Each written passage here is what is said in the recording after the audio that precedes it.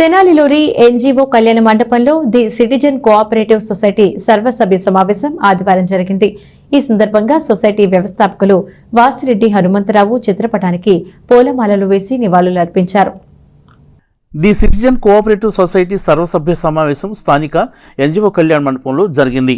ఈ సమావేశానికి society chairman పిఆర్విపిఎస్ రాజు అధ్యక్షత వహించారు. ఈ సందర్భంగా పలువురు ప్రముఖులు మాట్లాడుతూ సొసైటీ అభివృద్ధికి, సొసైటీ యొక్క బ్రాంచ్లను విస్తరించే క్రమాన్ని, సొసైటీ చేపడుతున్న సేవలను ఈ సందర్భంగా వివరించారు. మేనేజింగ్ డైరెక్టర్ వెంకట సుబ్బయ్య మాట్లాడుతూ దేశంలోని టాప్ 10 సొసైటీల్లో ది సిటిజన్ కోఆపరేటివ్ సొసైటీ కూడా ముందు వరుసలో ఉందని, ఈ ఏడాది 79 కోట్ల రూపాయల మేర లాభాల్లో సొసైటీ నడుస్తుందని చెప్పారు.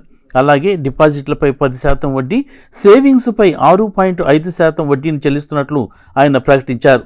సొసైటీ వార్షిక ప్రణాళిక, విధి విధానాలు, ఆర్థిక లావాదేవీలు, లాభ నష్టాలు, వృద్ధి రేటు ప్రతిదీ సభ్యులకు వివరించారు. సొసైటీ 27 సంవత్సరాలు పూర్తి చేసుకుని 42 బ్రాంచీలతో విరాజిల్లుతోందని ఆయన పేర్కొన్నారు. సొసైటీ సిబ్బంది అంకిత భావంతో ఖాతాదారులకు మంచి సేవలు అందిస్తూ బ్రాంచ్ని అభివృద్ధి పథంలో తీసుకువెళ్లేందుకు సిబ్బంది అంకిత భావంతో పనిచేస్తున్నారని ఈ సందర్భంగా పేర్కొన్నారు.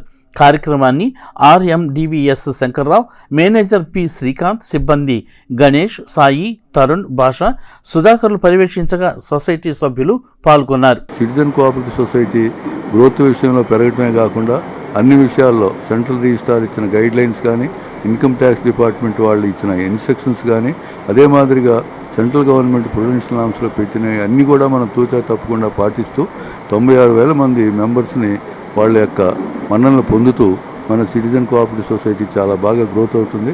ఖచ్చితంగా 2026 నాటికి 5,000 కోట్లు బిజినెస్ తోటి, ఈరోజున్న 370 కోట్లు నెట్వర్క్ తోటి ఖచ్చితంగా 500 కోట్లు రీచ్ అవుతుందని నమ్మకంతో మేము ఈరోజు తెనాలి బ్రాంచ్ శాఖ సభ్యుల సమావేశం అనేది జరుగుతూ ఉంది. ఇట్లా మనం అన్ని శాఖల దగ్గర సభ్యుల సమావేశాలు జరుగుతూ ఉన్నాయి. సొసైటీ సభ్యులందరూ కూడా చాలా సాటిస్ఫై అయ్యి సర్వీస్ బాగుందని చెబుతున్నారు. కాబట్టి దీన్ని దృష్టిలో పెట్టుకొని మనం ఇంకా బిజినెస్ పెరగాలనే ఉద్దేశంతో అందరూ సపోర్ట్ కావాలని